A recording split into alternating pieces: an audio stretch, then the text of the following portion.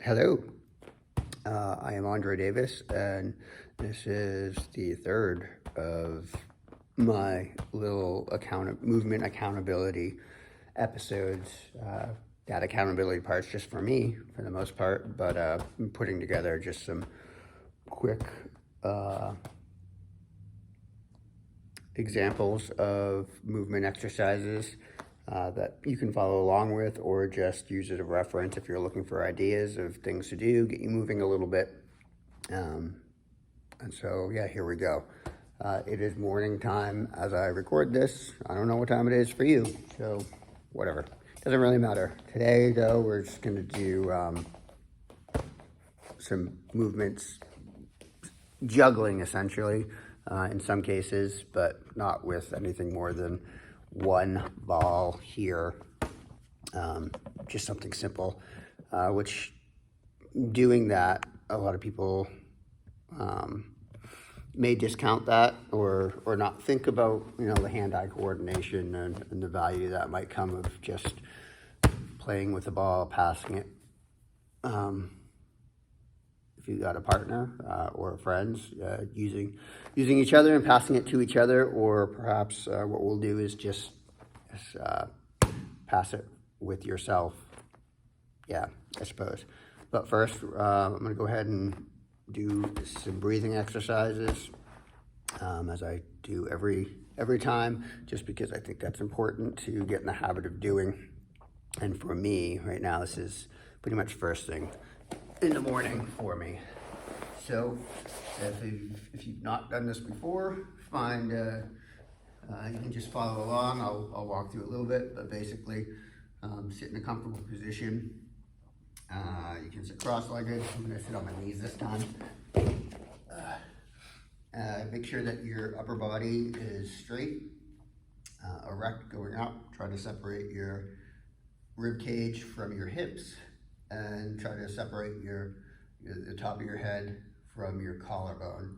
So you want to extend up, get as straight as you can, bring your spine upward. The back should be straight, or as straight as you can make it.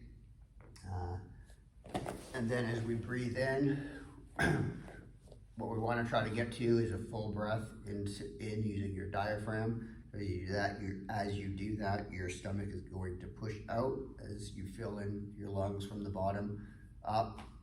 And then when we breathe out, we want to push out with our diaphragm to push the air out and get a full breath into the lungs. What that's going to do is help massage your organs as you go through. It's not just about that whole breath aspect of it, but it's consciously working your whole body. It's hard to do at first for some people to be in touch with what their body is going on with just breathing in this case. But as you practice it more, spend more time focusing on the breath that comes in and where it's filling, you will develop a little bit more awareness of it. When we breathe in, we're going to breathe in through our nose, and when we breathe out, we're going to breathe out through our mouth for this part of it. After that, we're going to switch over to some faster breathing for the nasal passage, kind of get some airflow going in through there, which is a good practice to keep your nasal passage clean, especially at this time of year. We're coming into fall, change of the seasons, and I know for me it certainly starts to affect my sinuses a little bit. But if I can keep it clear, keep on a regular practice of moving air through it, I typically don't get the blockages that I see a lot of other people get quite often. Thought we learned this lesson already. But all right, so we'll just start breathing in and then breathing out. Again, you want to get that full air in, attempt to fill up from the bottom of your lungs, and then when you breathe out, attempt to push out from the bottom of your lungs.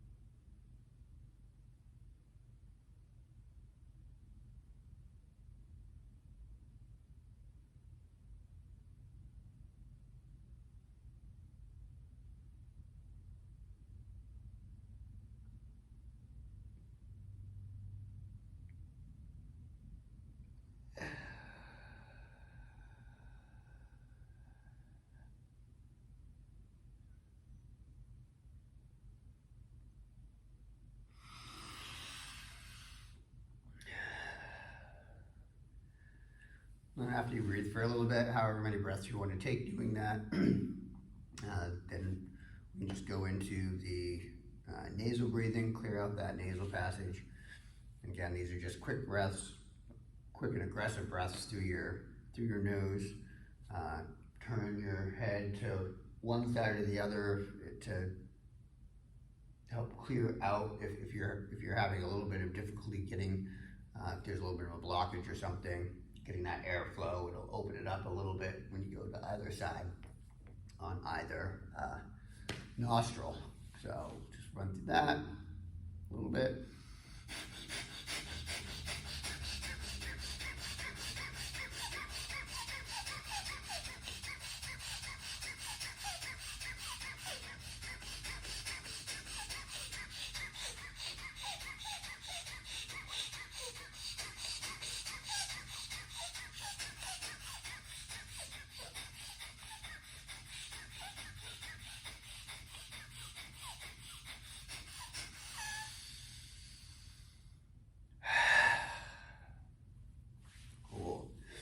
And that is that.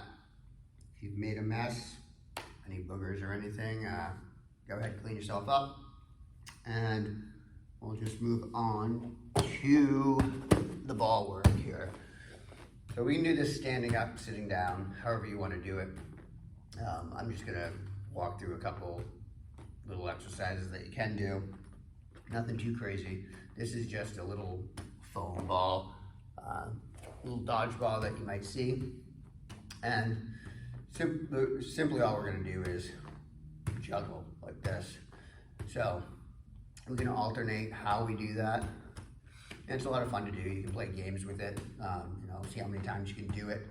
If you're only working with one ball and you have experience playing ball sports, it's maybe a lot simpler for you than otherwise, but if you have access to multiple balls, 3 balls, you can practice juggling all that. But again, we're just gonna work on one right here. So if you're sitting, it's a good opportunity to work on your archetypal rest positions. So if you wanna stay on your knees like so, like this. Right now I don't have my, you can either sit with your knees, with your feet up like that, or down. Sit cross-legged, just cross-legged for the time being.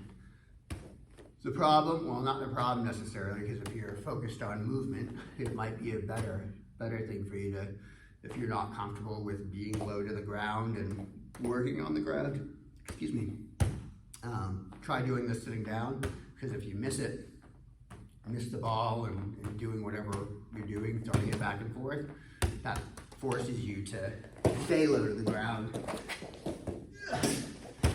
and move to stretch to get it, and then maybe go back to your original position or start where you're at. But it's all a game. So play the game however you want to play it, however you think it's going to work best for you. So in throwing the ball, we can throw straight across our body. And all I'm doing is tossing it one hand to the other hand. Straight across, we can go an arc in front of our body here. And keep an eye on where the ball is going. Watch it go from hand to hand. And if it's something that gets easy for you, try not looking or closing your eyes as you do it, and having a little bit of trust in your body as to how far you're throwing it, how much power you're putting into it, how much it actually takes to make that travel that distance.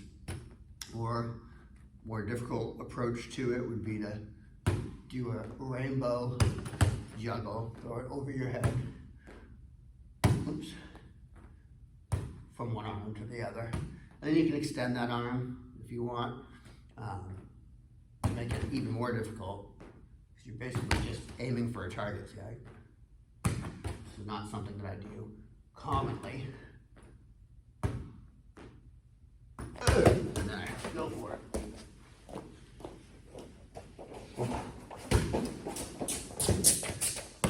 But I'm back. And then if we're seated like so, we can also use the ball with our feet and kick.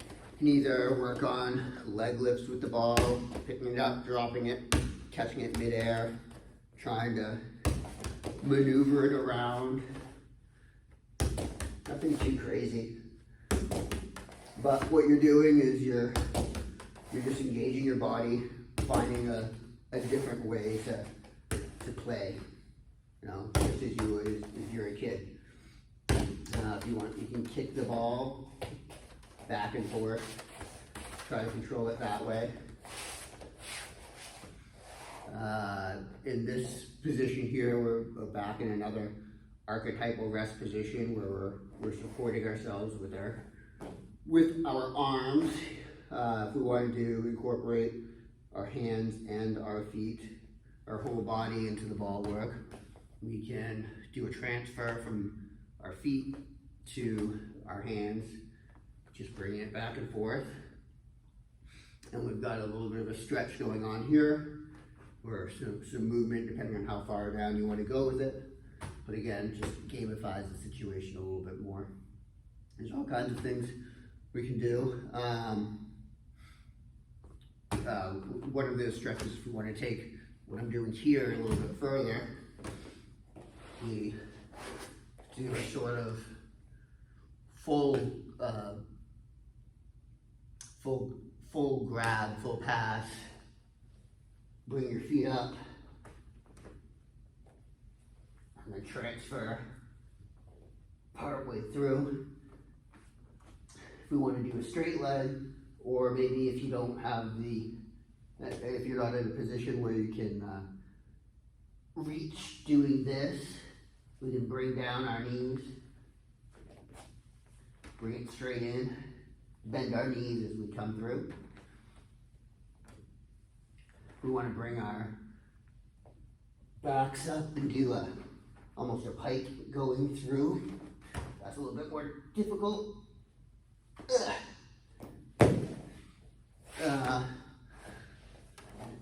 So if we're standing, we can certainly do some footwork with it as well. Work on your coordination. It's as if you're playing soccer or football, depending on where you're from. You can pass the ball from side to side.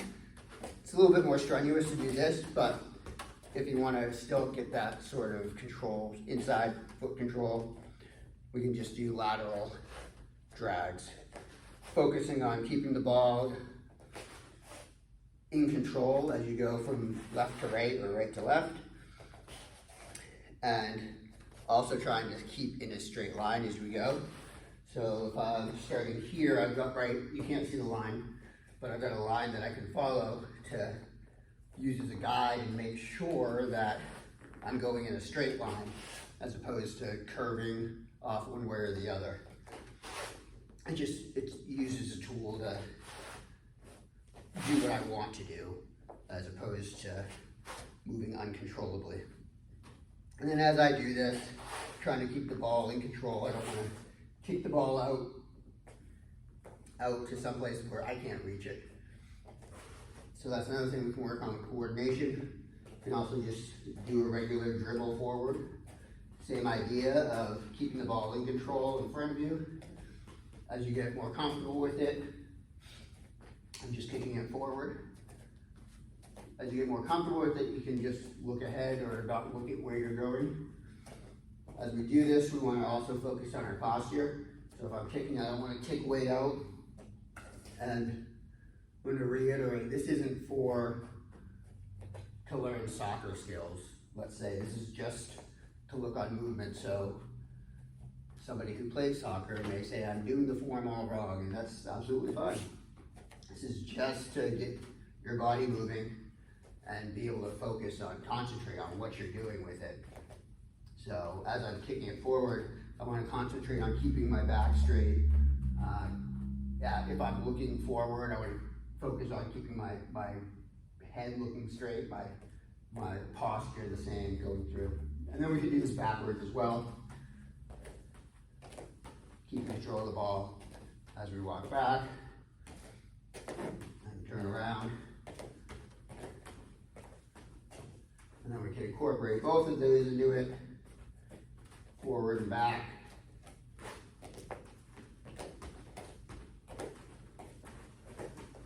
And then side, maybe turn it into a whole flow. Make yourself a little routine of kicking the ball around. So then, also with our legs, what we can do is juggle the ball. If we can do that just from the ground with our feet, however you want to do that. That will work your balance certainly a little bit more, as you have to land on one foot or support your weight with one foot while also trying to coordinate the ball. Might be a little bit more advanced, but it's certainly fun. And there's nobody judging you as you go about doing this. And then probably the easiest way to do that, to start with that though, is by using your knee. Just drop the ball, let it hit your knee. Switch knees so you're not just working one side. And then as you get a little bit better, you can keep the ball in the air with multiple knee strikes, however you want to do that. Finally, if you have a wall, I had mentioned playing pass with somebody else, but if you have a wall, you can certainly play pass with yourself. Just throw it against the wall and catch it. This will give you a little bit more variety as to where the ball is going to. And you can start getting a good idea of what your control is and the power and all that stuff. So these are just a few things that you can do with a ball.